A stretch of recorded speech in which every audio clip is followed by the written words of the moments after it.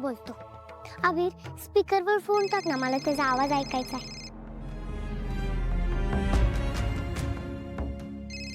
उभी, तू एकदा म्हणतीस मला बाबाशी बोलायचं नाहीये, एकदा म्हणतीस मला त्याचा आवाज ऐकायचा असतो.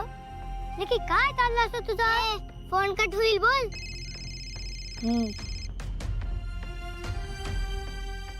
हॅलो सुपर हिरो, मी बोलत असतो बघा. अरे हाँ अबीर बेटा, जरा ओवीकडे जरा फोन दे ना, ती रागवली रे माझ्यावर. अहो सुपर हिरो, ती फक्त रुसलेली नसते बघा, ती तुमच्यावर भयंकर चिडलेली असते बघा. अहो तुम्ही तिला सोडायला आले नसताना इकडे, म्हणून एवढी चिडलेली असते.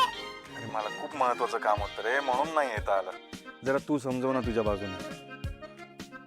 हॅलो सुपर हिरो, ओवी म्हणत असते की तिला तुम्हाला नीट बाय करायचं असतं बघा, कारण की पुढच्या 3 दिवस ती तुम्हाला भेटणार नसते ना, म्हणून तिला तुमची आठवण येत असते, म्हणून तिला वाईट वाटलं असतं बघा.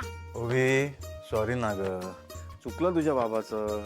हे बघ मला माहिती आहे तू तिकडेच आहेस. ओवी आला मोठा शाना. कोण खोकलं रे तिकडे? सुपर हिरो ओवी खोकत असते की हो, बघा ना तिला कसला खोकला लागलेला असतो. हा, आणि तिला आया हात भाजला रे, ते भाताला तिला खूप जास्त तापून आला असतो की हो. ताप आलाय ओवीला? कधीपासून ताप येतोय? ऐक अबीर, तुझ्या त्या टीचरला जाऊन सांग ओवीला ताबडतोब घरी पाठवा. अहो सुपर हिरो, इथे 2च मोठे माणसं असतात की हो, आणि बाकीचे सगळे लहान मुलं असतात. आम्ही कसं सोडणार तिला घरी? तुम्ही नका काळजी करू, आम्ही घेऊ तिची काळजी म्हणतो मी. तू ओवीकडे फोन दे जरा.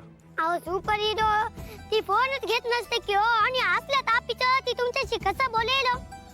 मग तिला सांग तिचा बाबा आत्ता येतो तिकडे, ठीक आहे? अहो सुपर हिरो, मी काय म्हणतो, तुम्ही कशाला एवढे लांब येत असतात? आम्ही घेऊ ना तिची काळजी.